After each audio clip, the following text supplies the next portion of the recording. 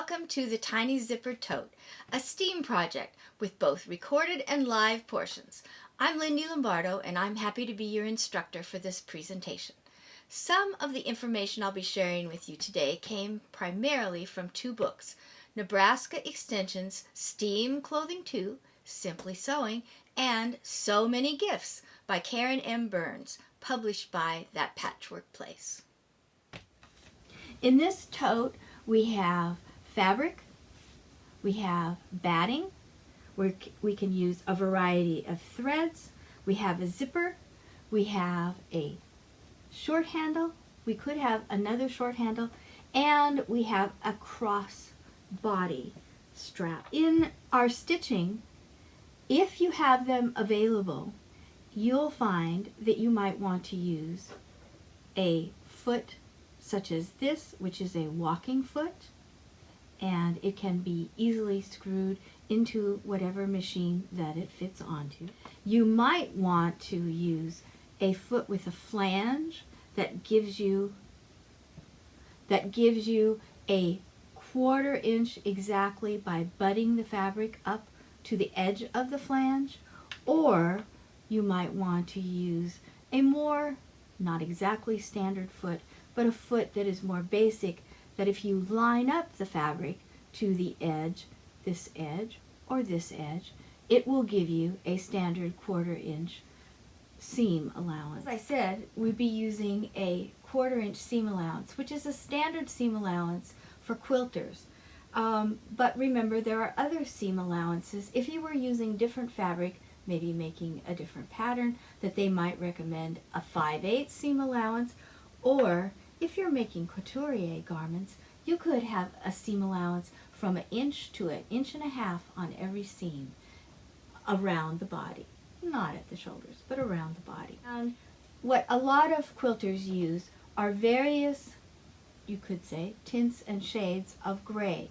From a gray that is almost white, or maybe a little bit on the blue-white side, to a gray that is almost black. And so here are two of my favorites. This is kind of a medium gray. I recently made a quilt that this is basically the thread that I used for almost all of the construction that is not seen, and for some of the stitching that shows on the back that is seen. This is also an excellent color for darker fabrics, or for some batiks. You might want to have a thinner thread but of a similar color. Let's review the types of fabric that I use for the project, and that I would encourage you to use for this, that might make it easier for students to coordinate their fabrics in their project. And so I used pieces of fabric that are pre-cuts, that are cut into what are called cake layers. A cake layer is a 10 by 10 inch piece of pre-cut fabric, and when you buy a cake layer, you get 40 to 42 different pieces of fabric. You may get 2 of each particular print, but that would still give you 20 different fabrics to work with, and they're all coordinated by color and by pattern, and so this would make it easier for your students to select 2 fabrics that work together. But while we're looking at pre-cuts, let's look at the variety of pre-cuts that are available if you use or choose to use quilting fabrics. So not only am I recommending that you use layer cakes, which these are the 10 by 10 inch, but I'm also recommending that for the handles you use a pre-cut that's called a jelly roll. And jelly rolls often in the higher end quilt shops or fabric shops will be available coordinated with cake layers that are layer cakes that are available. These particular fabrics that I have in front of me came from one layer cake, not the wide variety, not the whole variety of the layer cake, but this is just one polka dot print that was in the layer cake. And so those two thumbing through the layer cake. And prints that are similar are not always right next to each other as you look through the layer cake. But I found that there was this with the pink background and this with the green background that seemed to coordinate very nicely. So I'm thinking these two fabrics might work well in this mini tote. I also found these two, and even though I'm not a real fan of using white background fabric, these two go very nicely together. And if you look at them with this, I have picked out a Kona cotton, which is a very high quality, well dyed cotton that will hold up well in a handle to be used as the handle, because this particular layer cake did not have a coordinating jelly roll that could be used to make a handle. So there is red in the dots of this, a nice deep red, and there is a nice deep red in some of the dots in this particular one. So, time for a few words on batting, that material that goes between the top and the bottom of your quilt or your tote fabric. So one that I like to use is Warm and Natural. It is cotton on a synthetic scrim or a non-woven piece that goes in the middle. But you may not have pieces of that laying around, and you may have to use some other materials that are more readily available that you do have. And so you may have some thermolam, which is a polyester filling, or you may have some Thinsulate, which is also a polyester filling. This is non-woven also, and so its thinness contributes to it being the perfect thing to put between the two layers. This particular one comes in a form that is either place it in or iron it in. If for some reason you have to use iron in, remember to use your cloths, a Teflon sheet, or some kind of a goddess sheet that can protect your iron if you don't have an already protected ironing board. That will guarantee that this won't stick to your ironing board. Let's talk about what to do with the bag once the major sewing part is done and the embellishment is still waiting to be put on. This might be a good time for you to take the bag or bags from the students, many bags of many colors, and put them into your washing machine and pre-shrink them or wash them so that they have a nice quiltedly quality to them that comes out when you wash and dry a more heavily stitched fabric, which is what we're going to be making to make our tote. You will probably want to use something to guarantee, or at least suggest, that your fabrics are not going to transfer color from one bag of a student that might be in red and green to another bag of a student that might be a cream and a pink. And so what you might want to use is a color catcher or a color grabber.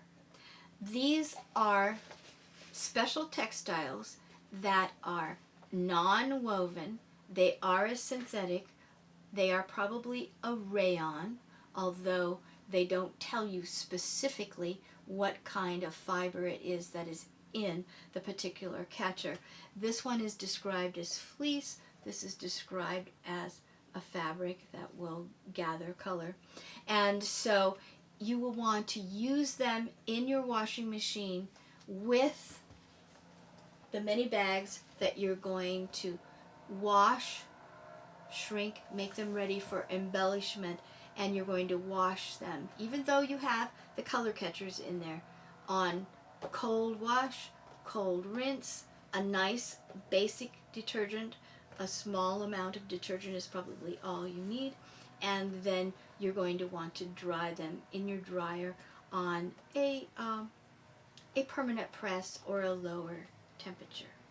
What you might also want to have for the project is muslin. This can be the inside or the backing of the quilt that the students make if you don't want to use a 10 by 10 or 12 by 12 inch piece of fabric that's printed and nice that maybe somebody could use for the outside of their bag. So you might want muslin backs.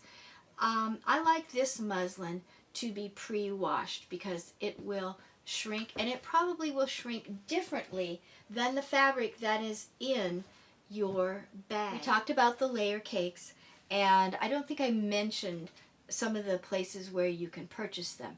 You can purchase them very readily online from eQuilter or fabricdepot.com or Keepsake Quilting, their website. Lots of places have them available. But if you're looking for bargains, still good fabrics, but bargains, you might want to check out some places like Tuesday Morning. They've had fabric in the past, and they do carry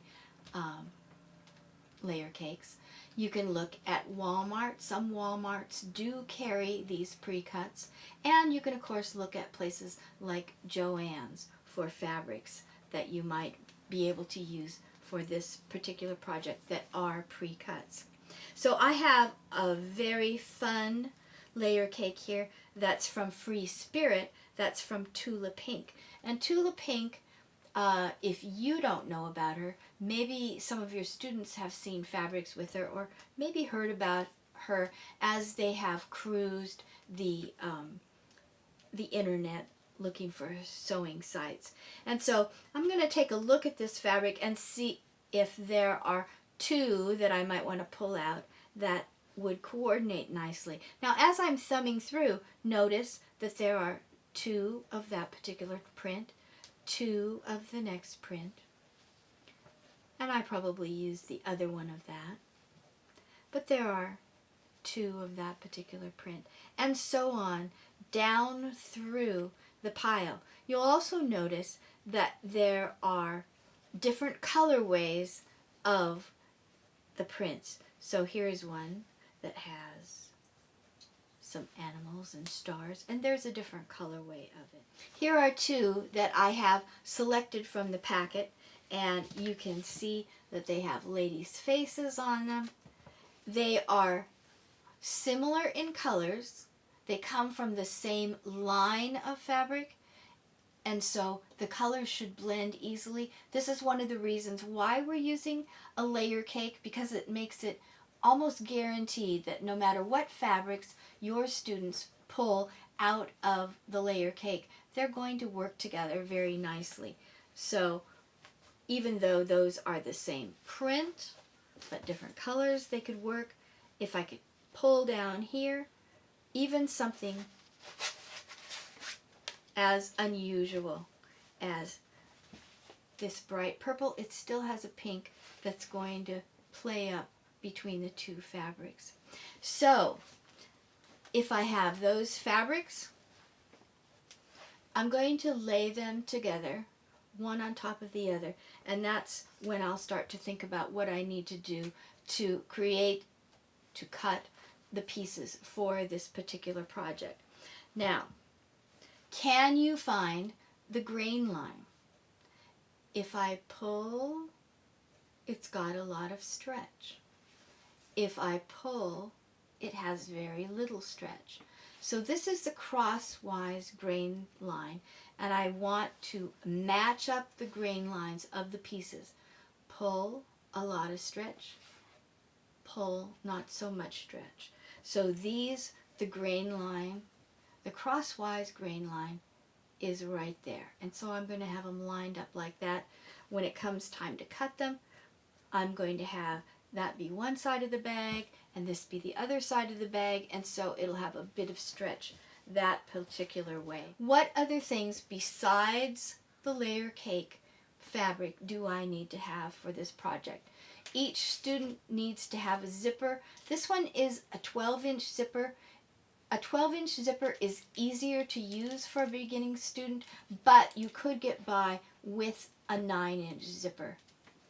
You also might want a student to find some embellishments, some fun buttons or something that they want to put on their bag, we'll show some other embellishments that they can create themselves later.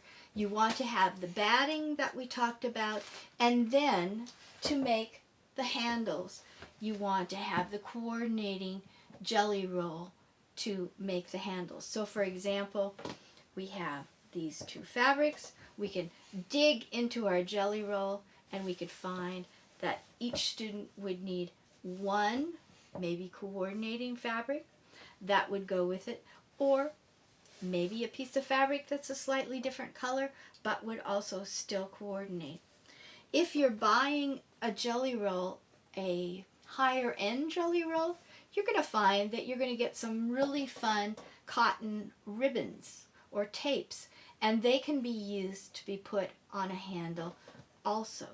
So the crossbody handle, you might have enough length of ribbon to make one handle or embellish a handle. We're going to talk about the book that was the inspiration for this particular project, or maybe can help you with some of your projects in sewing related to STEAM. And I'm going to say STEAM instead of STEM because I believe that the art part in STEAM is very important. So you know that it's science, technology, engineering, art, and mathematics. And boy, isn't there a lot of engineering involved in sewing, especially if you're trying to kind of freewheeling create the sewing project on your own. About what resources are in this particular book. I purchased it at Joann's for approximately $20. It is available to you through the Nebraska extension, so that would be some way of locating it. It might also be available to you through 4-H supplies. So if you go to the back of the book, it talks about resources and how, related to the 4-H qualities, you use your head, your heart, your hands, and your health to create these things. So they're always thinking about those 4 H's. But beyond that, they have their learning principles that they like to think about in all the projects that they do. Then I want to point out to you that not only does it have the Nebraska state standards for family and consumer science and things related to textiles and STEAM in that particular area, but it also has, working on through, the national standards that fit with our codes that we need to put in our lesson plans and we need to direct our teaching towards. Also, at the back of the book, there is a very good glossary that you can use with your students with the terms that will be used in a project such as this mini tote. About one of the tools that you might use to create the pattern for your students. You also might get them to play around with it a little and see if they can use it also. This is basically what is known as a French curve. And if you look at this carefully, you'll find that from number 1 through 17 is the typical curve for a fitted hip area. So depending on how you turn it, you can get the hip curve on a fitted skirt or a pair of pants. It also says on the ruler that if you look at 26 through 13, this is your typical curve that is involved in making the arm's eye, the hole for the arm on a garment, and for making the fitted sleeve that fits into that particular hole. Well, we're not going to be using it to make a garment, but we can use this curve to make the shapes that we can put on our bag. If we don't want to have a diagonal across, which might be easier for some students, we can use the curve to create a very interesting top to our bag. And so we could draw it freehand, but it's very good to use the curve to make the established curve that was from the pattern. And it can help you draw it very nicely, and it depends on how you turn it, which curve you're getting.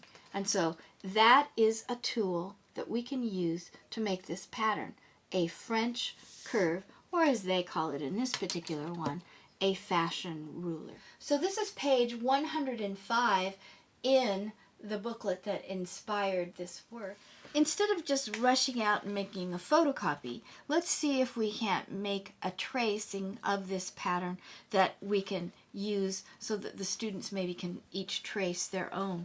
So we're going to take an 8.5 by 11 piece of paper, put it over page 105 in the STEAM book, lay it down here so that it will rest very nicely there. And then we're going to grab our pencil and our French curve and see if we can recreate these shapes. So we'll adjust it a little.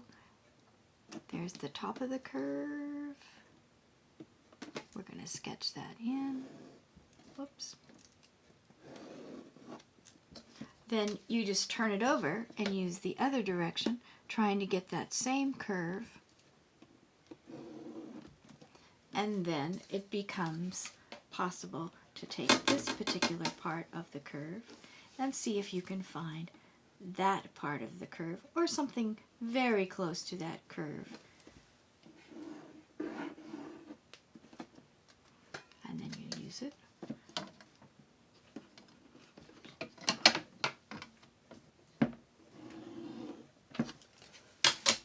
That didn't show up very well.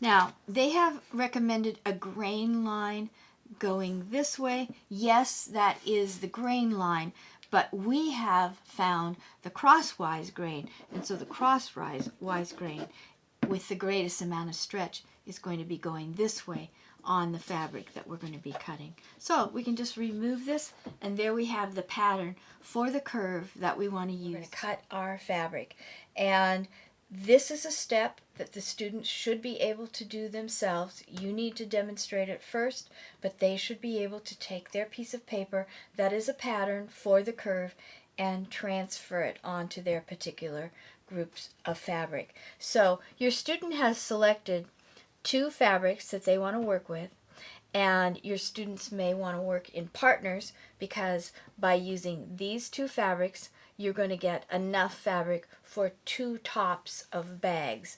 So somebody's going to get the curve on the left, somebody will get the curve on the right, and the solid on, or more solid on the left, and somebody will get more solid on the right. So we have our piece of paper that we have traced. We don't have to photocopy. We could, but we don't have to photocopy the particular curve or piece of paper.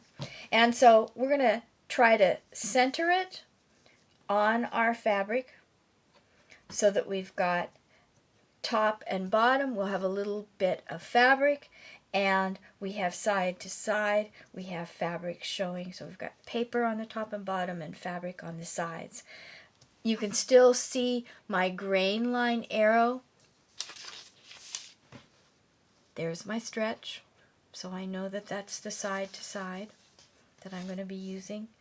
I've centered it on that.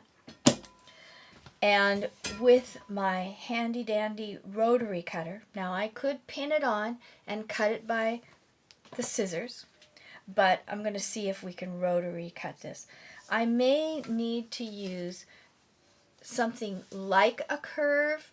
The fashion curve, this fashion ruler or French curve, is not meant to be used with a rotary cutter, and so we have to be cautious about that. It's too short, so the rotary cutter could jump over it, but you might have some other things that you could use. Let's see if we can do this. If we find that we can't, then we'll want to revert back to cutting it apart first and then following the curve with the rotary cutter.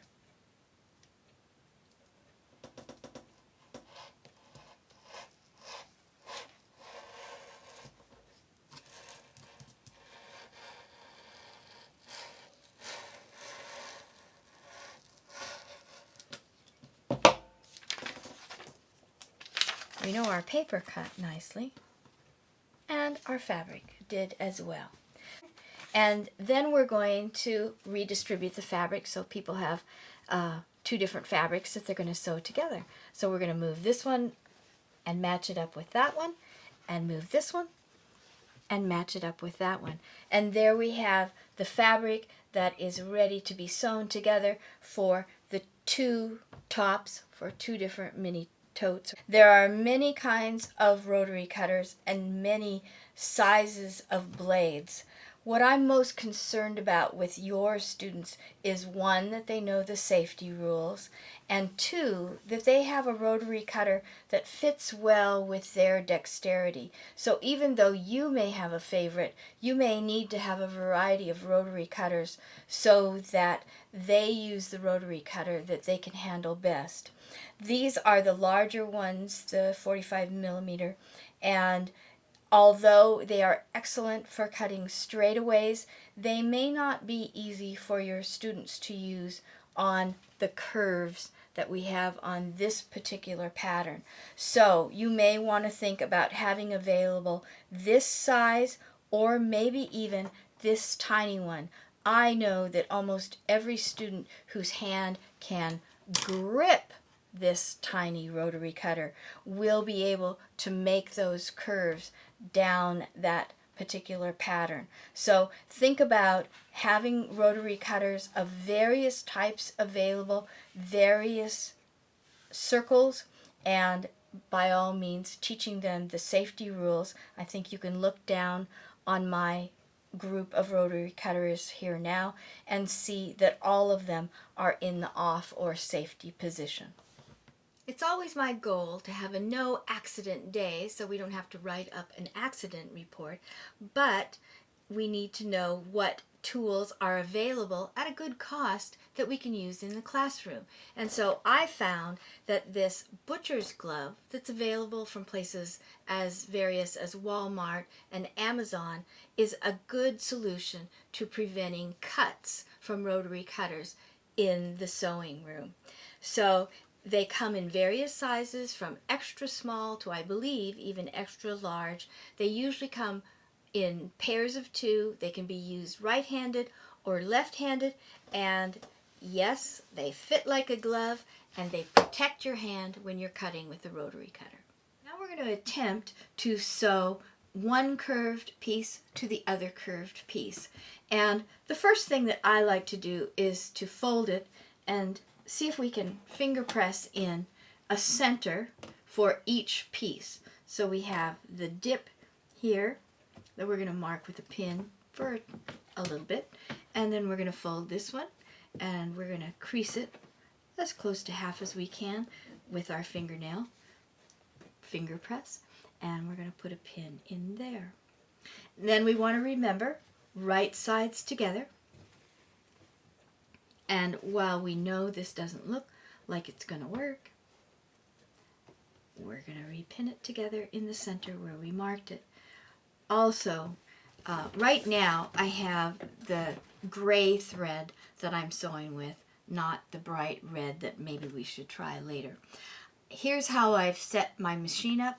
I have a standard stitch. I have the flange foot that is going to give me the defined 1/4 inch, which is our standard quilting seam. I have my stitch length set at about 2.5. I have my machine needle set in the down position, so when I stop, it should stop with the needle down. And on this particular machine, I have it set on medium speed so that it won't run really, really slow and it won't run away from me like a jackrabbit. So we've got the centers pinned together. We're going to pre-stress the fabric just a little to let the fabric be reminded that most of this cut is on the curve, and so the two cut edges, even though they curve a different direction, they're going to try to stretch to stitch together. We're going to line it up so that we've got the top together and we have the sides together. Our lights are on, which means our machine is on and we're ready to go. We have our presser foot ready. The goal for managing this fabric is to control both the top fabric and the bottom fabric, and so we have to be very cautious with our use of the accelerator pedal. And so you should have had your students practice with straight seams on paper or something else to try to get them thinking about what kind of pressure they need on their accelerator pedal to make it work. And so we're just about ready to start. I have my threads pulled to the back. I have my needle up. We're going to just take a couple of stitches. Guided by that flange, I'm going to do a back stitch just to make sure that it's secure, and it only needs to be about 2 stitches. And now we're going to very carefully move our way down these curves. Notice that I'm trying to pull both of the fabrics into that guiding flange and adjust that bias. Yes, they're biased, trying to join those biases together down the curves. The needle is stopping in the down position, which is exactly the way we want it to move the fabric back and forth. We're pushing the fabric against the flange, and we're pushing down against the fabric to kind of pull it into shape. And it looks like it's coming pretty close. We're getting to the center. I'm sticking my finger in there and adjusting that fabric. I can feel underneath that there is some gathering. There's maybe a little buckle in that lower fabric, and so I want to adjust that so it doesn't, so that gather doesn't come into the seam allowance. I'm just about halfway. I'm taking out the pin before I get to it so I don't have a danger of sewing over it. And now I'm going to have to put more stress on the bottom fabric to make it accommodate the top of this curve going the other direction. It actually was pretty easy going this way, but now I'm kind of like going uphill, and I have to again adjust both. Pulling it back, pushing it, watching that you're not getting pleats in the top and the bottom, taking our time around these curves. You need both hands available for this. I've already said it once or twice, and that means that you have to have somebody managing the sewing machine with their foot, with the accelerator, only going a few stitches at a time. This looks kind of like the straightaway, so I'm going to do more than 3 or 4 stitches along here. And we're coming into the final curves.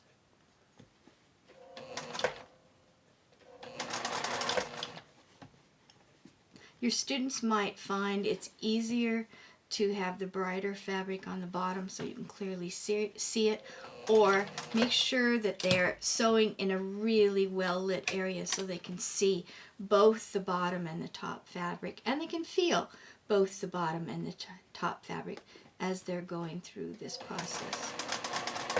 My fingernail is really pulling this top fabric back to reach the bottom. We've gotten to the end. We're going to backstitch and go right off.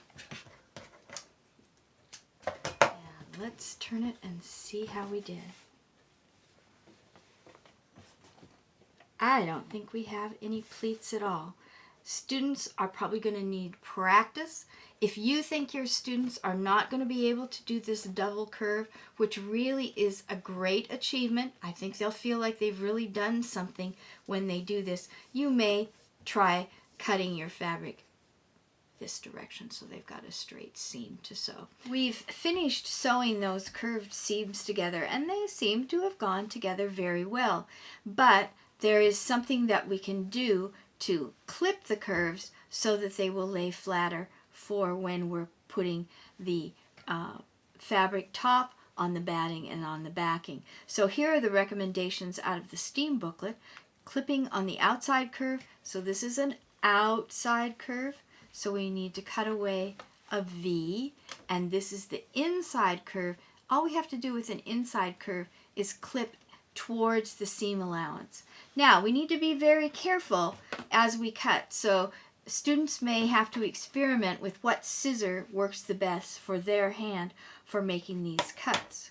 And so here's an inside curve, and here's an inside curve on our project. And so I'm going to take these scissors, which are very sharp down to the end, and I'm going to clip about, this is a 1/4 inch seam, so I want to come 4 or 5 threads away from that, and I'm clipping that just a little bit. It doesn't need a lot of clipping. That's the whole amount of the curve there. And if I turn it like this, you can see that that lays better actually than that one. So, and it doesn't matter which way we're going to iron it. If we iron it this way or we iron it that way, those clips will be helping us to make it curve much better. Then if we go to this side, if we're going to iron it this way, we need to do the exact same kind of clips. Clipping it, that one's not going to work. It might work for some people, but on this process it didn't work for me. This one,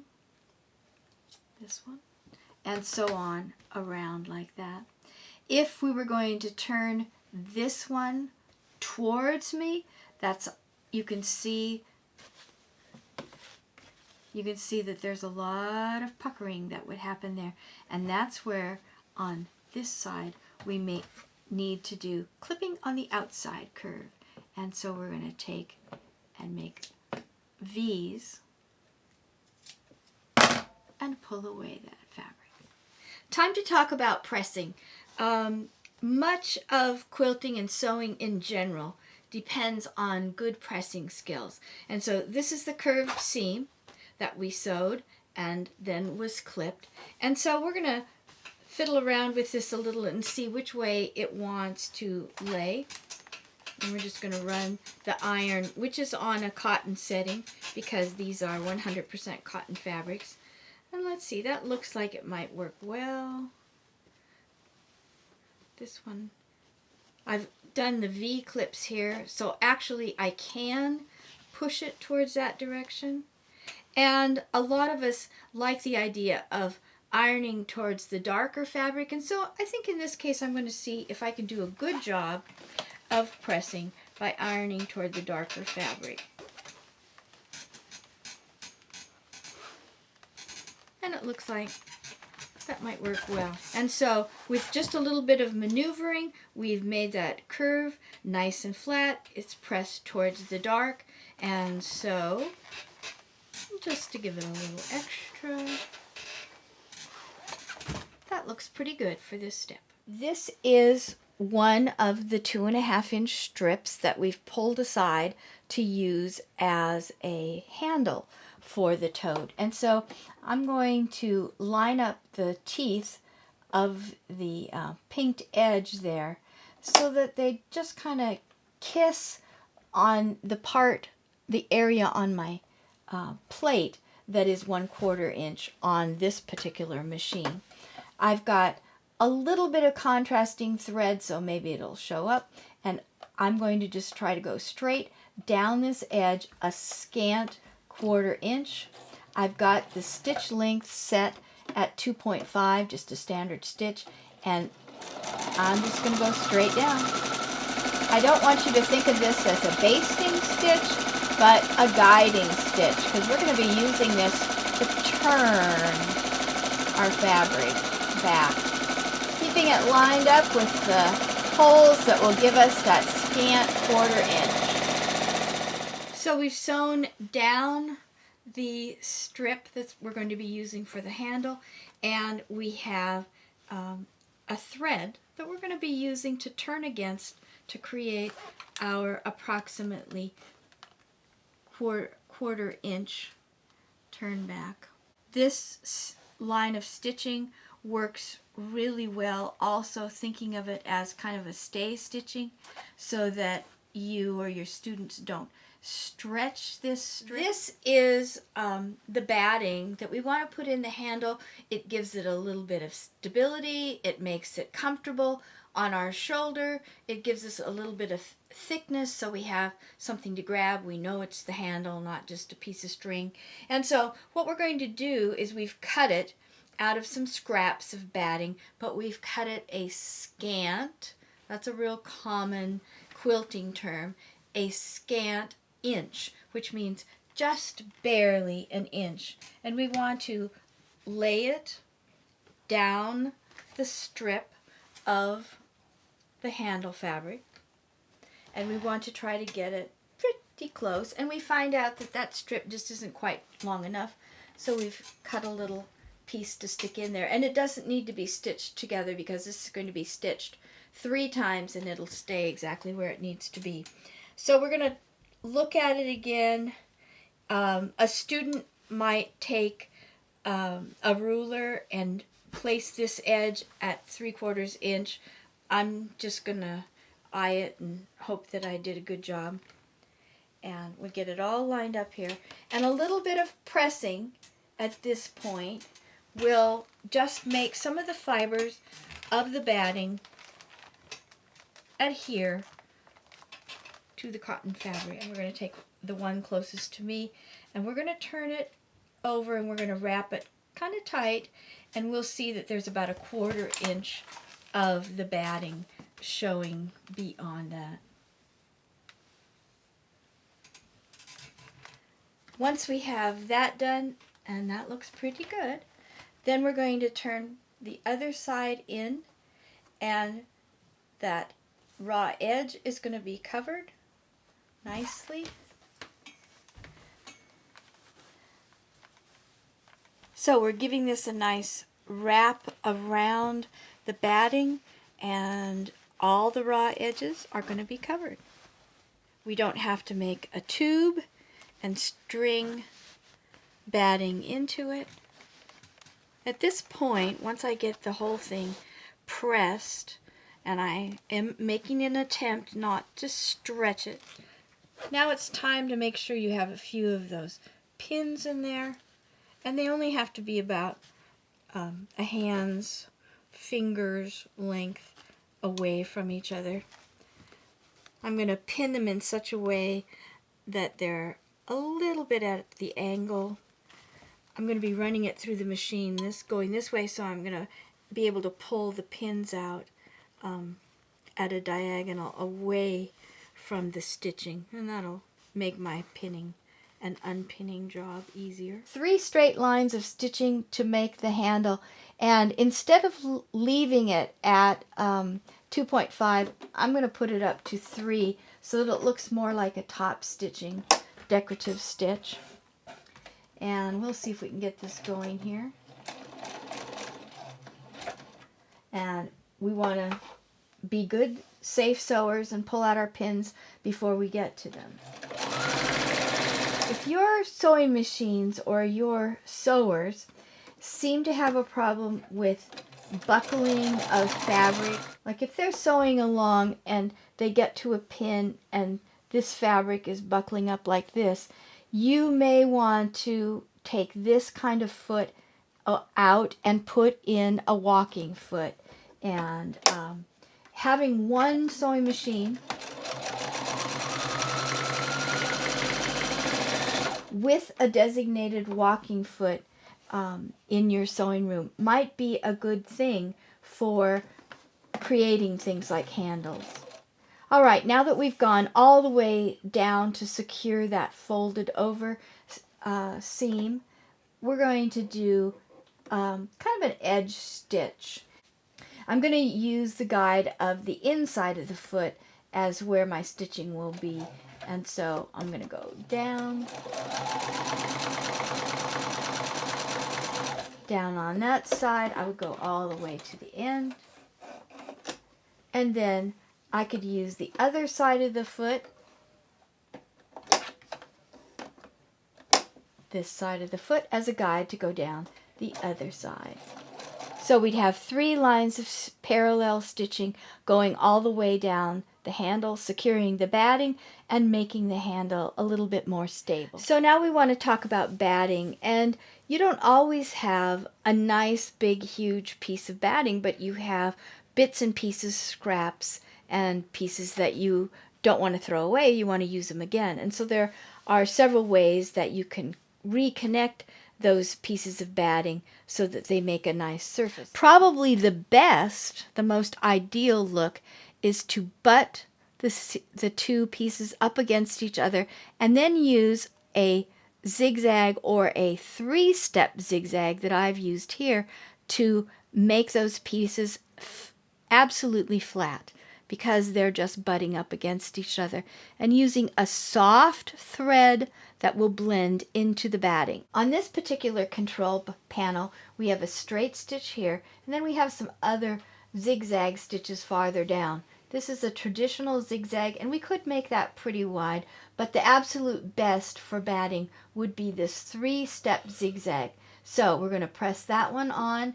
It comes out as a 0.9 length and a 5-point width, and I'm going to make that go up as far as it will. So it's a 6-point width, and I'm going to make this stitch length go as high as it will go.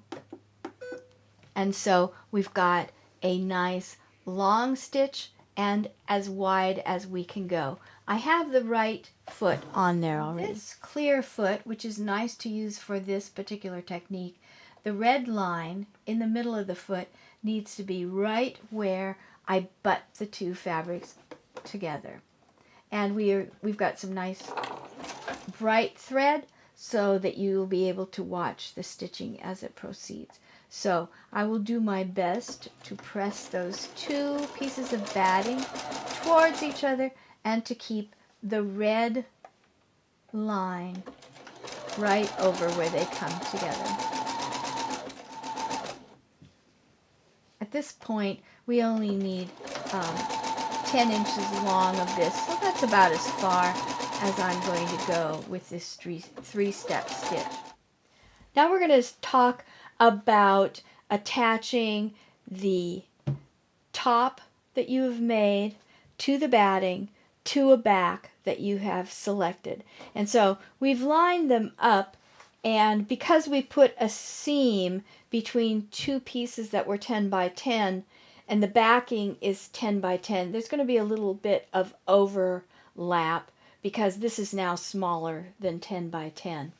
But we want to do some stitching. So on this particular one, I did a straight stitch at a stitch length of at least 3, probably 4 on this, and I only followed the curve that was created by that really nice seam that we made, clipped, and pressed. On this particular one, I decided to follow the curve again, but so many people talk about not using all of the stitches that they have on their very fancy stitch machine. And so I have alternated straight stitches with decorative stitches. And so I'm going to put a straight stitch down right between the seam, kind of holding the seam down, and then I'll do a couple of fancy ones that you can see here.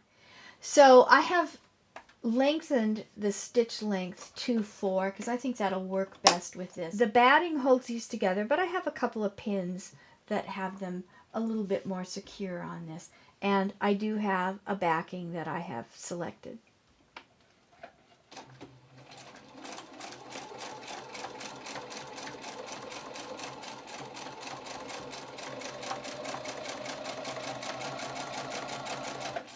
So I'm following the curve. I'm not being absolutely perfect, but I'm getting that nice curve there.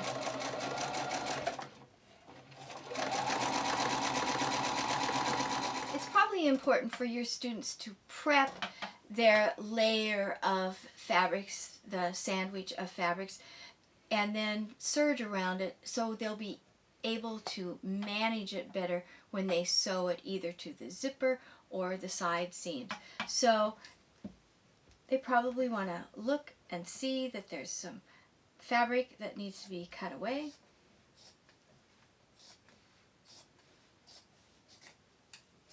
and then you won't have to fight with it on the serger. As we're prepping the sandwich for serging, we need to look to the corners and see that we've clipped away a little bit, so we'll be able to make our way around those corners very nice and tight. And so I have one side here that's actually longer, and so I'm going to clip in, and then I'll be ready to start. I've butted the fabric right up against the cutting blade of the serger, and I'm going to try to go straight here to match up with this.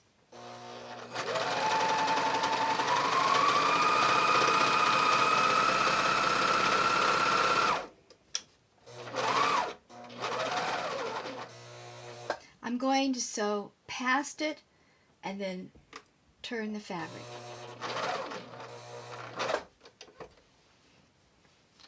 So I'm turning 90 degrees and I'm starting with the corner again.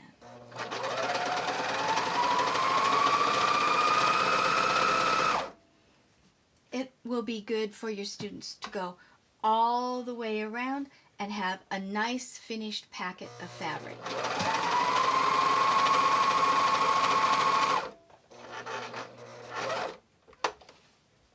I've made it all the way around the sandwich, and so you can see that the serge edge covers the edges both in the back and on the front.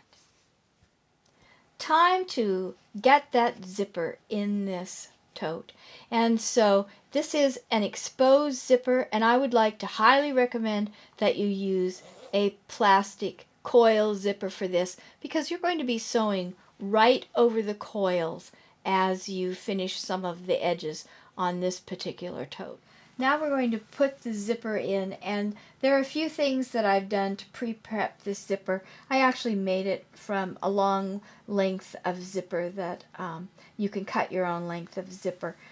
This particular one is about 10.5 inches long, but it does have a stop at the end that I've stitched in, and it does have stops at the other end that I've stitched in by hand. You don't want to press too hard against those, because you might, a plastic zipper is pretty forgiving and you might zip right past those. As I'm putting this zipper on this bag, I'm going to use a technique where I have a mostly exposed zipper, or a pretty large bit of the zipper tape is exposed. And so I'm going to center it on the edge I want to sew it to. I have some serging around the edge of mine, and that's given me about not quite a quarter, about a 3-inch from the edge, and that's where I want this edge of the tape to go. And I'm pinning it. I think this is a good time for students to be pinning it, just to make sure that it stays in the right spot. I have a zipper foot on here, and that just means that it's safer for sewing a zipper. I'm not using it as a zipper foot right now, but I do have it on there, and I'll be using it later as a zipper foot. And so let's see if we can stitch this on. We're catching the edge of that tape. We've stitched 2 steps forward. We're going to do 2 stitches back, and then we're going to go down the edge. I actually am looking under the presser foot to see where to line up the fabric, and most zipper tapes have some lines on them that kind of give you an area that can be your guide, also a straight line to follow.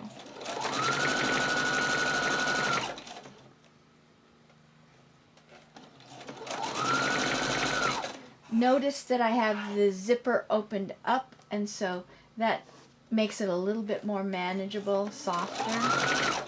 When I get to this section, I'm going to raise the presser foot, pull the zipper so that it's about 3/4 of the way up. Now I'm going to finish. At this point, it would be nice for some back stitches. and straight off the end. So we want to have the zipper sewn to the other side too. So we're just going to turn it over. We're going to make sure that these edges, which are going to be aligned for side seams, are lined up right, and we have that 3/8 of an inch or so there. So we're lining it up good. We're going to unzip that so we can see where we're going. Put some pins all the way down it, back stitch, stitch the same distance from the edge that we did on the first side, and go all the way down that side. Time to do some top stitching, and I've folded this back. The tape is flat, the edge of the fabric is folded back. I've lengthened the stitch to a 3, and I've changed my foot so that I have a clear foot so I can see where I'm stitching, but it still accommodates the edge of the zipper because it's stitched on the tape and there's space. I didn't stitch it really close. So let's see if we can do a little top stitching. Remembering that this top stitching is trying to stitch the fabric back so that we have an exposed zipper where the edge of the fabric on the inside doesn't keep flipping up.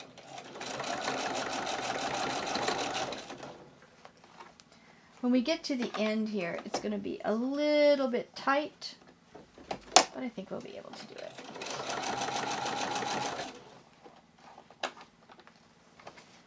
There is nothing wrong with going really slow and stopping and starting at this. Because at this point, you've got many layers of fabric, and remembering that zipper tape is a little bit thick itself. I've got the zipper all the way open, so I have plenty of room to try to get down to my stitching.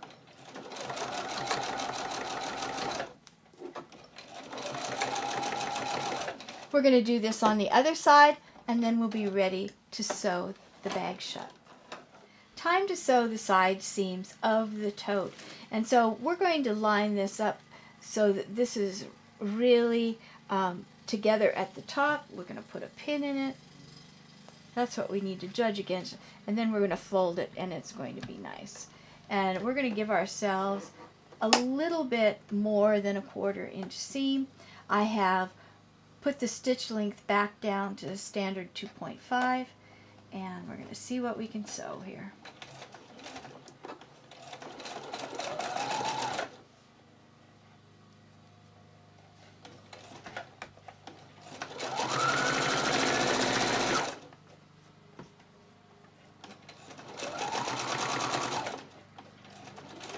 We're going to sew up to where the edge is turned back. We're just going to back stitch a little and take it off the machine. Now we're going to put the bottom of the bag in, and we have it folded. We're going to put a pin in there to remind us that that's where the fold is. And then we're going to get our fingers in here and press this back. We want this seam to go right down where that fold was. And so we want to look at it and make sure that there's the same amount of fabric on this side as this side. We can push the seam open. That's probably the best for easy stitching. And then we want to sew it about 1/2 to 3/4 of an inch from the tip. I'm going to take out that pin, put it on the top so we hold it. We're going to look at this one more time to make sure that it looks pretty even. Right there is about 1 inch to 3/4. We're going to line it up with that line. We can start anywhere along that seam that we want. because we're going to go back and forth a couple of times. At this point, some students might find that it would be easier to draw a line to follow. I'm going to see if I can do this just by eyeing it. I get to the end. I'm backing up. I don't necessarily have to just do it backing up. I could turn and go the other direction. Let's pull it off. It looks pretty even. It looks pretty good. Let's turn it and see if it came. And that looks like a nice corner.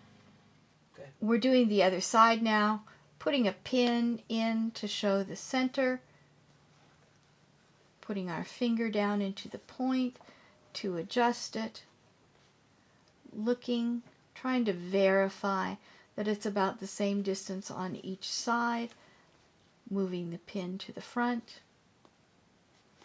And now we're going to put it under the presser foot and do the same thing again. So I did want to show you a very close-up of the 1/4 inch seam down the side, and then fold it so that you have a piece that you sew about 1 inch wide down at the bottom, and that will make the bottom of your bag. You do that on each side. Also at the top, you've sewn to within about 3/4 of the zipper at the top. Time to get the handle on the bag, and so we want to stick this prepared handle into the space that we've left at the top of the side seam, and we'll see if we can get that in there. We want to see it come through just a little bit. And if you find that your students can't do this, if this is too tight a work, there's enough of this length of handle so that you can top stitch it onto the outside along the seam line. So at this point, I think I'm going to, this is the handle stuck through this hole that was left. I'm going to pull it back so it's even with the edge of the zipper.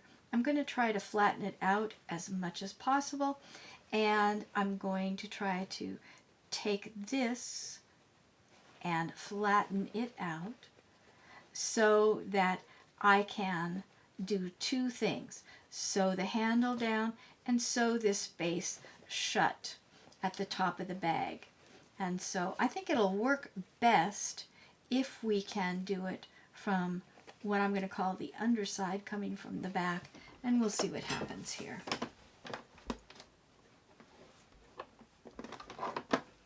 I have it set at a 2.5 stitch length, and I'm just going to go right along the edge here.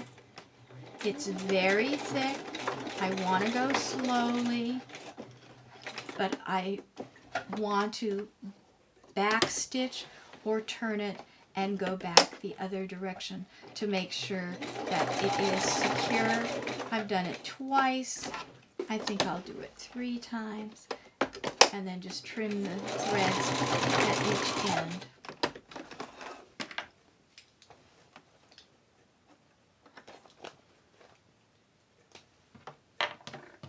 When you're doing all this last stitching, you want to make sure that you keep your zipper open, otherwise you won't be able to get back into the bag. And so here we are, the handle's up. Let's turn it out.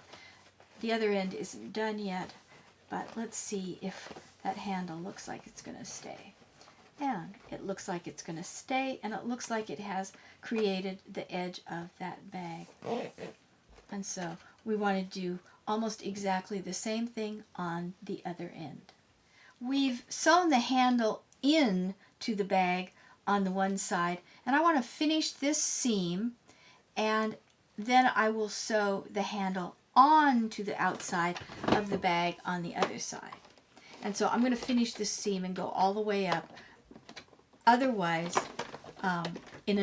using another technique, I would have left it open and sewn it just like the other side, sewing the handle in as I sewed it shut. But I'm just going to go all the way to the top.